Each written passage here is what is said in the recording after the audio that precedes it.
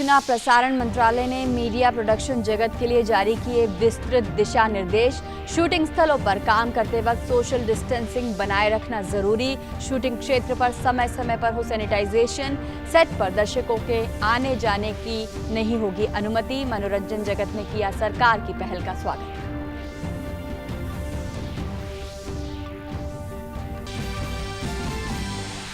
गृह मंत्रालय ने वंदे भारत मिशन के तहत अंतर्राष्ट्रीय उड़ानों के लिए जारी की नई एसओपी। वंदे भारत योजना के तहत विदेशों में फंसे वापसी के इच्छुक भारतीयों के लिए पहले की तरह पंजीकरण होगा अनिवार्य। एयर बबल समझौते के तहत आने वाले देशों में पंजीकरण की नहीं होगी जरूरत।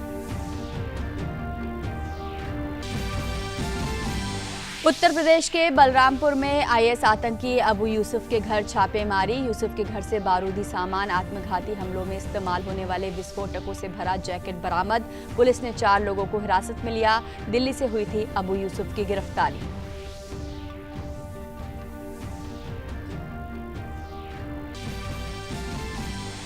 बिहार और उत्तर प्रदेश में बाढ़ की स्थिति गंभीर। बिहार में 16 जिलों के 83 लाख से ज्यादा लोग बाढ़ से प्रभावित। उत्तर प्रदेश में बाढ़ प्रभावितों की मदद के लिए करीब 2000 शरणालय बनाए गए। मोबाइल टीमें कर रही हैं लोगों की सेहत की जांच।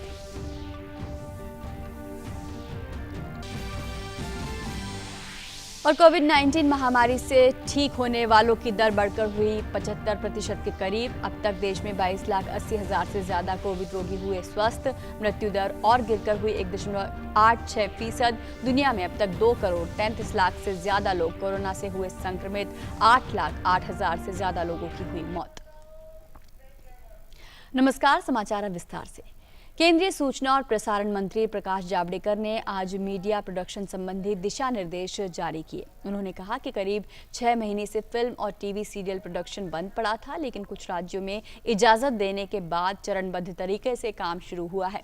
इसी बाबत सूचना प्रसारण मंत्रालय ने आज एसओपी जारी की है। एसओपी के मुताबिक मीडिया कर्मियों को पूरी सावधानियों के साथ काम करने की जरूरत पर जोर दिया गया है। इसके अलावा शूटिंग स्थल पर दर्शकों के आने पर पाबंदी होगी।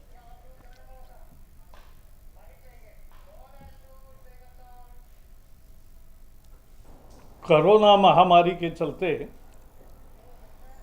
पिछले लगभग 6 महीने से फिल्म और टीवी सीरियल प्रोडक्शन लगभग बंद पड़ा था।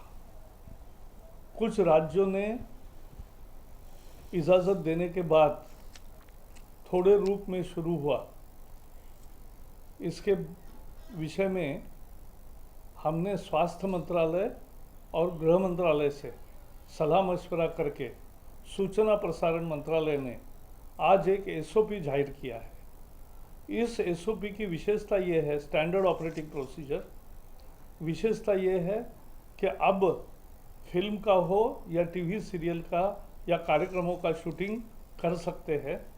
उसके लिए सोशल डिस्टेंसिंग, मास्क, केवल कैमरा के सामने जो होगा किरदार वो नहीं मास्क लगाएगा, लेकिन बाकी लोग जो प्रोडक्शन से जुड़े हैं वो मास्क लगाएंगे, सोशल डिस्टेंसिंग का पालन करेंगे।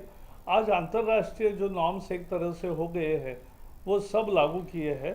मुझे लगता है इससे बंद पड़ी इंडस्ट्री को एक नई संजीवनी मिलेगी और निश्चित लोग स्वीकार करेंगे, उसको स्वागत करेंगे, क्योंकि ये एक महत्वपूर्ण पड़ाव है। हमारे अर्थव्यवस्था की सारी चक्के पहिए शुरू करना है और इसमें ये फिल्म शूटिंग और ये बहुत बड़े समूह का उद्योग है और इसलिए वो अब कर सकते हैं।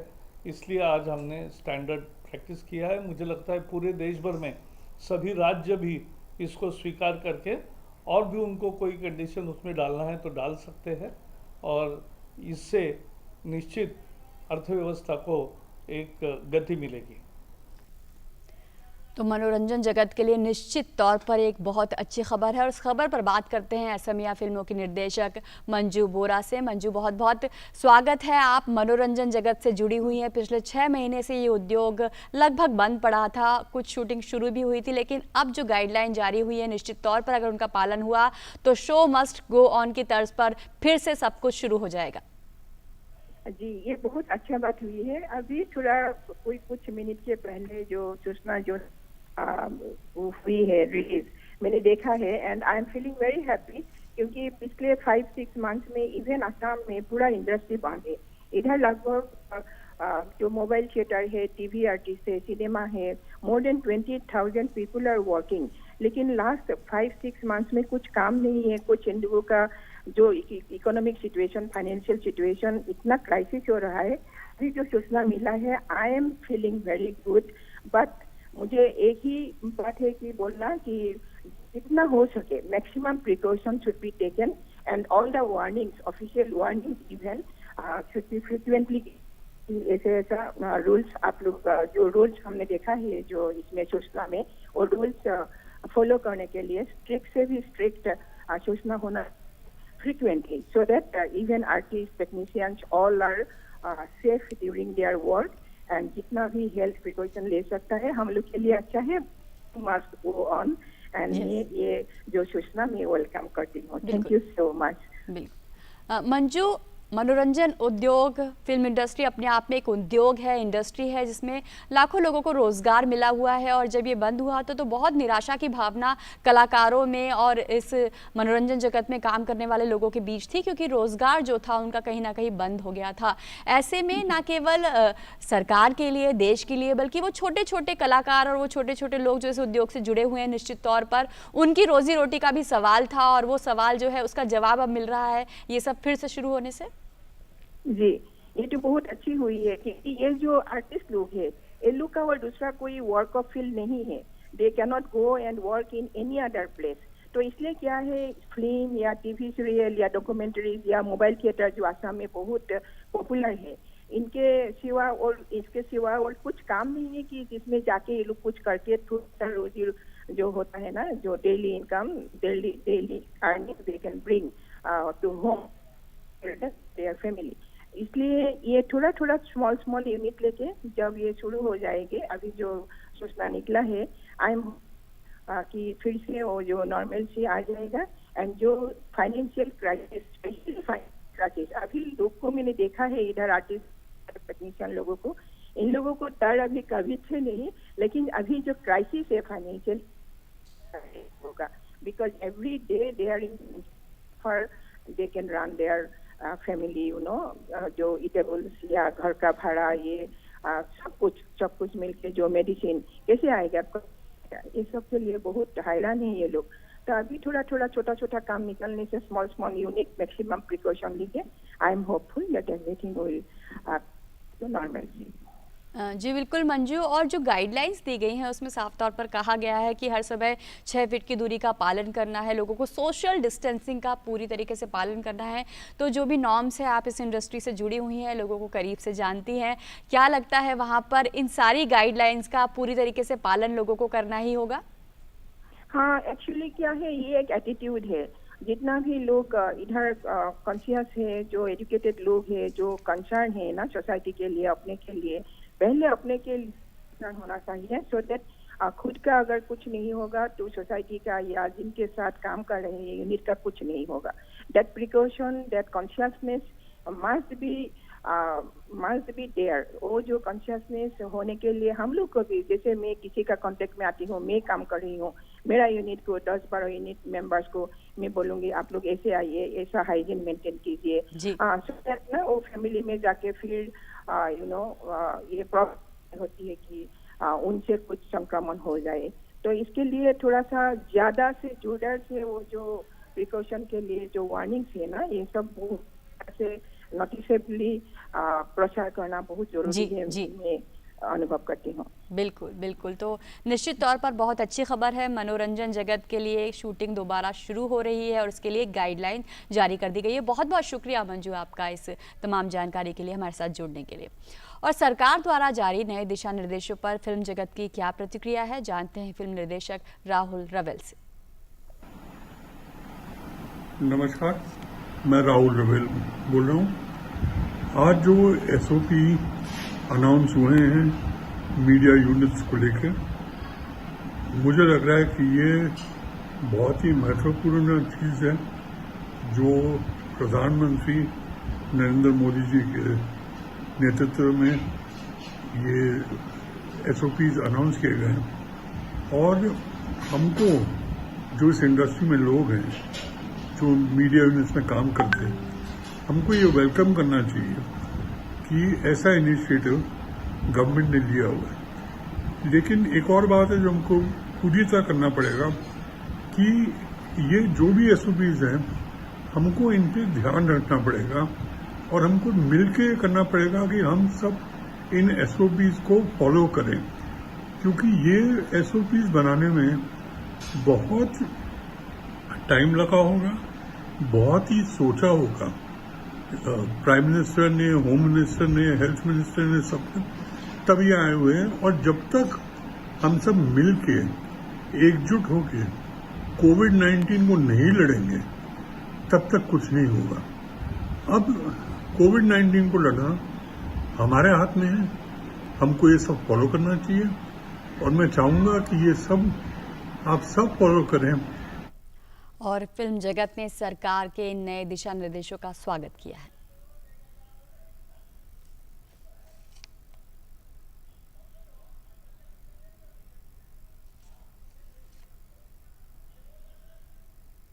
Going forward, state governments have issued these guidelines as well in the past, but it's important that there was some sort of a directive from the center, and now it has come. We intend as an industry to follow all the safety protocols that have been prescribed, and we hope that in the future we will have shoots that will be conducted that will be keeping all the safety protocols in mind and will have a safe and a healthy environment for the cast and crew. Once again, we're very thankful to the central government for going ahead and issuing these very clear guidelines.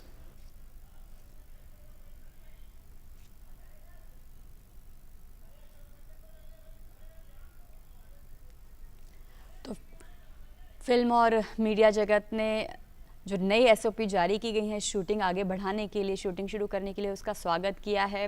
Siddharth Roy Kapoor की अभी आप बात सुन रहे थे, उससे पहले film निर्देशक राहुल रवेल ने अपनी बात रखी थी कि किस तरीके से जो मनोरंजन जगत है उसमें फिर से शूटिंग शुरू हुई है।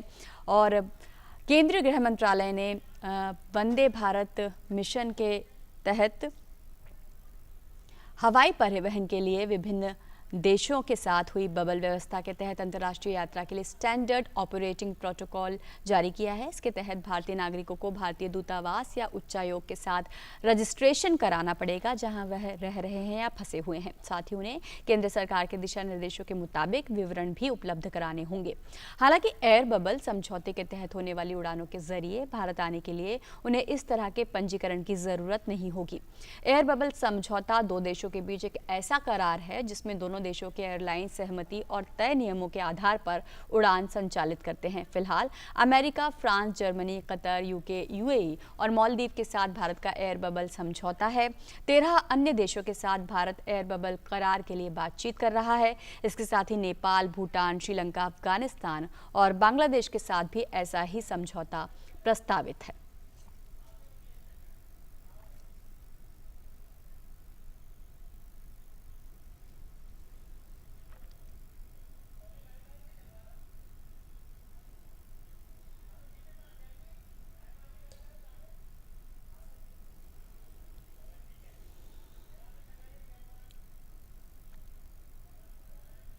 और सूचना और प्रसारण मंत्रालय ने मीडिया प्रोडक्शन के लिए जो एसओपी जारी की है उसके मुताबिक कर्मचारियों को अतिरिक्त सावधानी बरतने की सलाह दी गई है।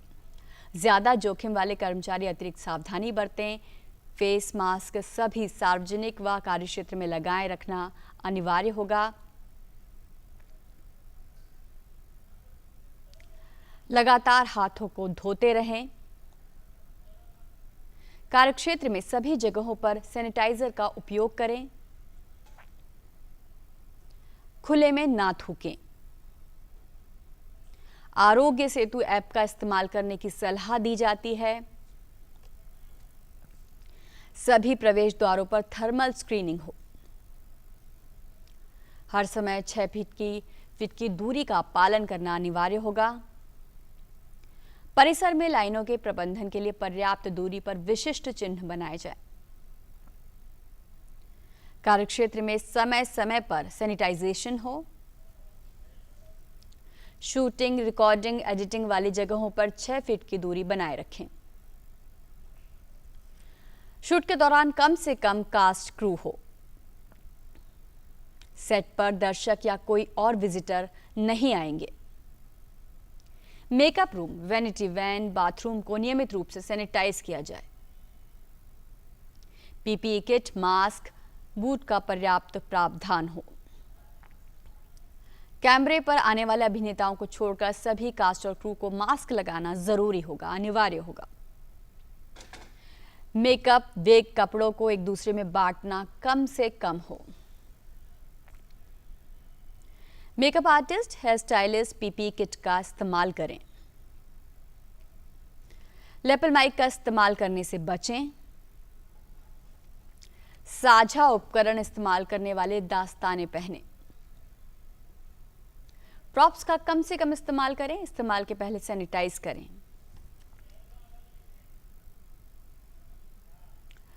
और सरकार के फैसले पर फिल्मकार अशोक पंडित की प्रतिक्रिया जानते हैं।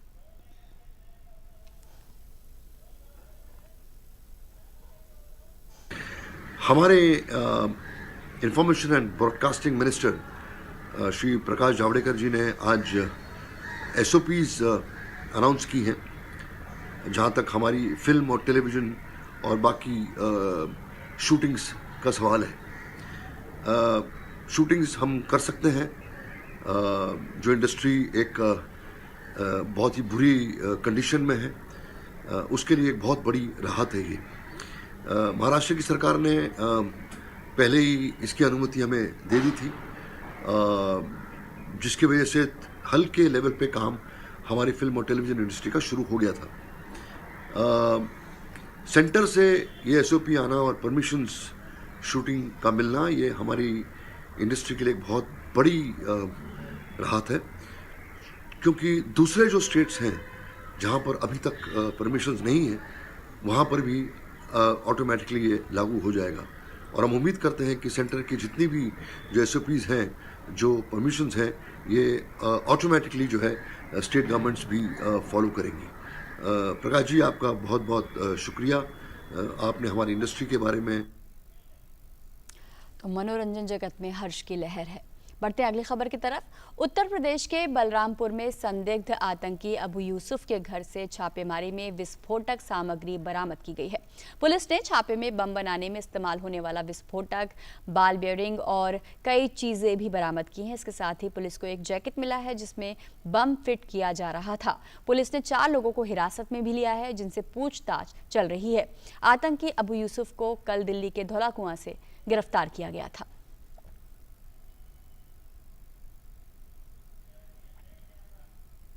खबर बाढ़ से जुड़ी हुई।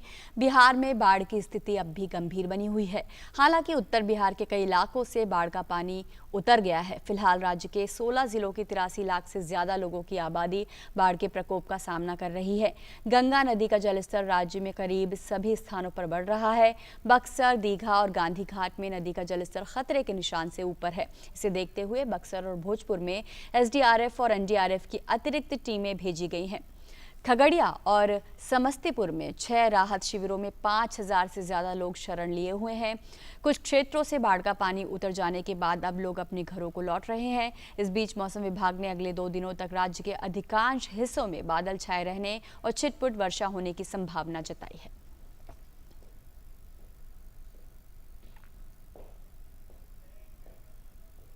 और बीजेपी अध्यक्ष जेपी नड्डा ने आज भाजपा बिहार प्रदेश की कार्यसमिति के समापन सत्र को वीडियो कॉन्फ्रेंसिंग के माध्यम से संबोधित किया, जिसमें केंद्रीय मंत्री रविशंकर प्रसाद, गिरिराज सिंह, नित्यानंद राय, आर.के. सिंह और अश्विनी चौबे भी मौजूद थे।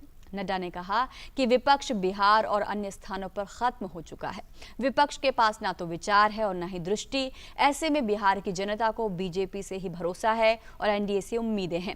उन्होंने साफ किया कि बिहार में जदयू, बीजेपी और लोजपा तीनों मिलकर चुनाव लड़ेंगे। विपक्ष बिहार या अन्य स्थानों पर भी it has become a spent force. ये खत्म हुई फोर्स है। इसके पास कोई ताकत नहीं है, न विचार है, न दृष्टि है, न कुछ आगे लोगों की सेवा करने का मन में कोई संकल्प है। यह सिर्फ राजनीति, थोथी राजनीति, हल्की राजनीति, इससे ऊपर नहीं उठ सकते हैं। इसलिए मेरा आपसे निवेदन है कि बिहार की जनता को आशा है तो बीजेपी से आशा है, बिहार की जनता को आशा है तो एनडीए से आशा है, बिहार की जनता को आशा है तो हम लोगों से आशा है कि हम उनकी तस्वीर और तकदीर बदलेंगे। और हम ये गर्व के साथ कह सकते हैं कि हमने बदलने में अपना योगदान किया है और आगे भी करेंगे, इसको हमको समझना चाहिए। भाजपा अध्यक्ष जेपी नड्डा ने कहा कि आत्मनिर्भर भारत ने भारत को आगे खड़ा करने का प्रयास किया है, जिसमें 3 लाख करोड़ रुपए एमएसपी सेक्टर को दिए गए। वहीं प्रधानमंत्री ने आपदा को अवसर में बदला है। आत्मनिर्भर भारत में भारत को आगे खड़ा करने का प्रयास हुआ है। 20 लाख करोड़ रुपए का पैकेज दिया गया, 3 लाख करोड़ रुपए एमएसएमई सेक्टर को दिया गया और 3 लाख करोड़ में 1 लाख करोड़ रुपए सैंक्शन भी हो गए, डिस्पर्स भी हो गए। इसी तरीके से 1 लाख करोड़ रुपए किसान भाइयों के लिए दिया गया है। हमको फार्म गेट के माध्यम से इंफ्रास्ट्रक्चर खड़ा करना है। आपदा को अवसर में बदलने का काम नरेंद्र मोदी जी ने किया है। अगले 2 साल में किसान की तस्वीर कैसे बदलेगी, यह हमको ध्यान में रखना चाहिए। तस्वीर बदल जाएगी, तकदीर बदल जाएगी किसान की, इसको समझना चाहिए जब 1 लाख करोड़ रुपए इंफ्रास्ट्रक्चर एग्रीकल्चर में खर्च होगा, इसको हमको समझना चाहिए। केंद्रीय शिक्षा मंत्री डॉक्टर रमेश पोखरियाल निशंक ने एक ट्वीट के जरिए कहा है कि हमें विश्वास है कि शिक्षक राष्ट्रीय शिक्षा नीति 2020 के क्रियान्वयन की कुंजी साबित होंगे और इसीलिए हमने राष्ट्रीय शिक्षा नीति की क्रियान्वयन प्रक्रिया को आगे बढ़ाने के लिए देश भर के सभी स्कूल, शिक्षकों और प्रधानाचार्यों से सुझाव लेने का फैसला किया है। उन्होंने कहा कि शिक्षक और प्रधानाचार्य innovativindia.mygov.in 020 पर अपना विवरण दर्ज कर सकते हैं और अध्याय के मुताबिक प्रश्न देख सकते हैं। वे उतने ही क्षेत्रों में सुझाव साझा कर सकते हैं जितने में उन्हें सुविधा होगी। और अपने ट्वीट में उन्होंने कहा है कि हमें विश्वास है कि शिक्षक जो है वो राष्ट्रीय शिक्षा नीति 2020 के क्रियान्वयन की कुंजी है और इसलिए हमने राष्ट्रीय शिक्षा नीति की क्रियान्वयन प्रक्रिया को आगे बढ़ाने के लिए देश भर के सभी स्कूल, शिक्षकों और प्रधानाचार्यों से सुझाव लेने का फैसला किया है। शिक्षक और प्रधानाचार्य उन क्षेत्रों में सुझाव साझा कर सकते हैं जिनमें उन्हें सुविधा हो। और प्रधानमंत्री आवास योजना का लाभ अपने घर से वंचित हर एक को मिले, इसके लिए पुंछ जिले में लोगों को मकान बनाकर दिए जा रहे हैं। देखिए पुंछ जिले से ये रिपोर्ट। अपना घर हो ये हर किसी का सपना होता है, परंतु गरीबी के चलते अधिकतर लोगों का ये सपना पूरा नहीं हो पाता।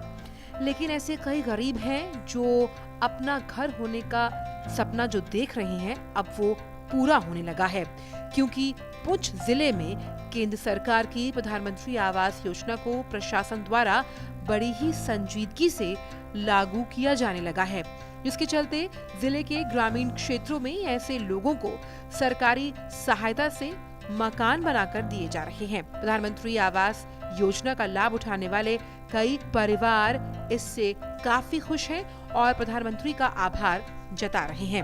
पहले तो मैं लोगों के घर में रहता था, फिर मकान बनाया, वो है कच्चा, ये है बर्फबारी वाला इलाका, इसके बीच बहुत परेशानी पड़ती थी।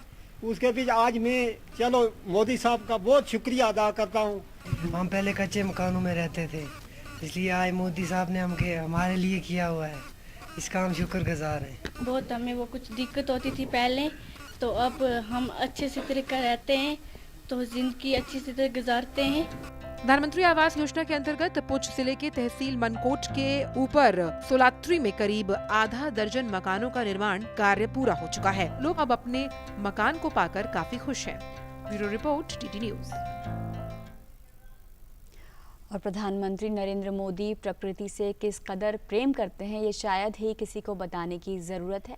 अपने भाषणों में भी वे लगातार प्रकृति के साथ तालमेल और सामंजस्य बिठाकर आगे बढ़ने की बात करते रहे हैं।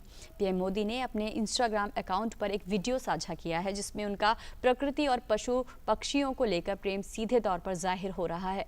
इस वीडियो से ऐसा प्रतीत हो रहा है कि ताज़ा हवा के झोंके की तरह पंछी भी प्रधानमंत्री के घर में निर्बाध तरीके से आवाजाही कर सकते हैं। इतना ही नहीं, पीएम मोदी यह भी ध्यान रखते हैं कि उन्हें समय पर दाना पानी मिलता रहे। इंस्टाग्राम पर इस वीडियो के साथ अपनी एक कविता भी पीएम मोदी ने साझा की है।